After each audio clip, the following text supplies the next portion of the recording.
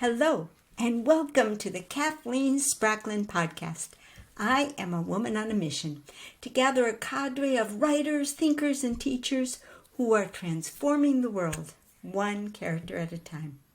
And it all starts with one thing, a deep understanding of human motivation, why people do what they do, and the forces that drive them. To gain that understanding, I am mining the intersection of psychology, theology, and philosophy to make you a better writer. This is episode 105, Syntopical Reading into a Zettelkasten Overview. Okay, this is the topic that we've been promising for a long time, the idea of reading syntopically into a Zettelkasten. So to begin with, we have to step back just a little bit in the overview and talk about what on earth is syntopical reading. I hope you know what a Zettelkasten is because we've been talking about that for a number of episodes now. Syntopical reading is a form of reading described by Mortimer Adler in his book, How to Read a Book. He devotes chapter 20 to the topic, and he gives some pretty detailed instructions for how to bring it about. In Adler's world, syntopical reading is what happens when you are reading two or more books at the same time. And in his view, you are actually going, you have the physical books with you and you're going through them all at the same time. We have to talk about different kinds of reading, and there are many different categories. Adler himself talks about 4 kinds of reading, and he talks about elementary reading, inspectional reading, analytical reading, and syntopical reading. Well, there's other forms of reading as well. In fact, what we have with Zettelkasten in his book Intellectual Life, he talks about reading for formation, for information, where you have a task or a project, the habit of work, and relaxation. So he identifies 4 kinds of reading that are based very much on purposes. And you could line the 2 up and start doing a compare and contrast.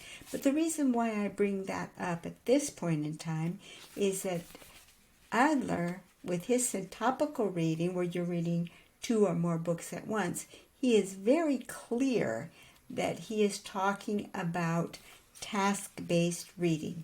You are bringing your task to the book, and he gives methodologies by which you can dive into the books. He recommends that if you have a bibliography of 100 books, that you inspectionally read all 100 before you start doing your syntopical reading. Sounds like a mouthful to me. Well, besides detailing reading for different purposes, Zettelkasten, in his book Intellectual Life, also talks about the concept of reading to gain a foothold in a new subject. And in that regard, he recommends a foundational book that lays the groundwork, and then other books that you read after that. That implies a time sequence, which is much closer to what we're going to be doing when we syntopically read into a Zettelkasten. Also, we can syntopically read into a Zettelkasten for any of the 4 purposes. We could do it for a task base, like Adler suggests. We could do it for formation. We could do it for recreation, and we could do it simply for the habit of reading. All of those styles are open to us. Certainly, Adler has to nail it down because he's got all of the books open at the same time, and he's going to tell you how to approach them. So you better have it down to one style, or you're going to have a lot of stuff going on, and it's going to explode. With a Zettelkasten, that explosion doesn't happen. The reason that explosion doesn't happen is because with a Zettelkasten, you can read the books one after the other. You can do sequential syntopical reading.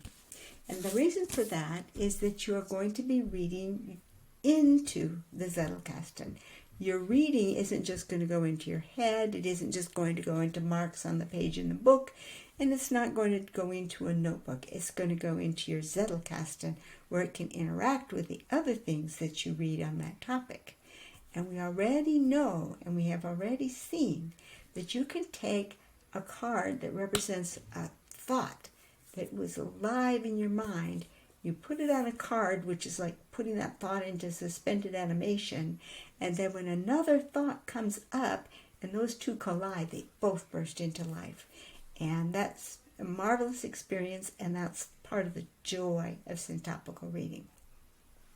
So if we are going to do something more akin to Zettelkasten's idea, where you're going to be reading a foundational book and then other books on top of it so that you can lay a solid foundation in a certain area, then we would do well with some additional advice on which book is your best foundational book for your theory. And it's pretty hard to find a better choice than Umberto Eco, How to Write a Thesis. He will show you how to identify a key foundational book in whatever area that you're working. It's going to turn out that I want to illustrate this. I don't want to just talk about it in a flighty manner, and I don't want to read syntopically about reading syntopically.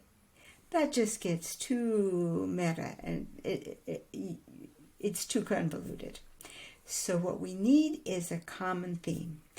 Now, this is where I hope I don't lose any of you, but if you are with me and have been following my podcast from the beginning, there's a very good chance that you already own a copy of this book, Writing with Emotion, my new book. I'm still making it available at cost at my website. You can still pick it up. I suppose at some point all my students will have a copy, and then I can put a profit in it. But right now I want all my students to be able to get a copy at the lowest possible price, and the lowest price I can make it is the cost of print and ship. So that's what it's at right now. No guarantee that it will stay at that price. But many of you already have a copy of this book. And so therefore, even though it may not be the be-all and end-all of what you are studying with me for, it does provide an excellent base book for syntopical reading, not the least of which the fact that it's 70 pages long. And that means it's not giant. Because one of the books that we're going to read into this book later on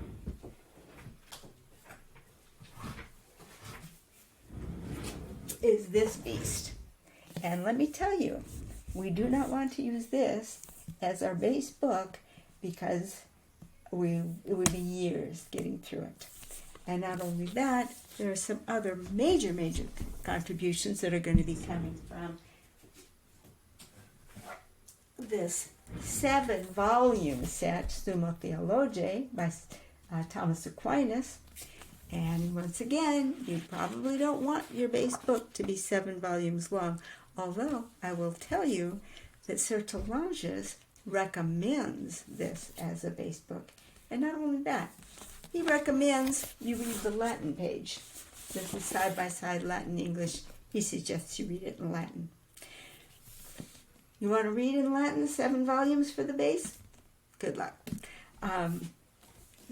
So therefore, in that regard, because it's succinct, because it covers the area that a lot of you are interested in, because you've been following me since my writing course, and maybe you've already subscribed to my newsletter. So this is something that many of you already have, and so it makes an excellent illustration. And if you do not already have it, and you're serious about knowing how to do Zettelkasten, because you'll see some solid example cards coming out of this, and specifically syntopical reading into a Zettelkasten. If you're serious about doing research with your Zettelkasten and you're starting from ground zero and you wanna understand it better, pick up this book. It's still available at cost, and you can get it on my website because it's going to be the one that we will use going forward. So, continuing tomorrow. Talk to you soon. Bye-bye.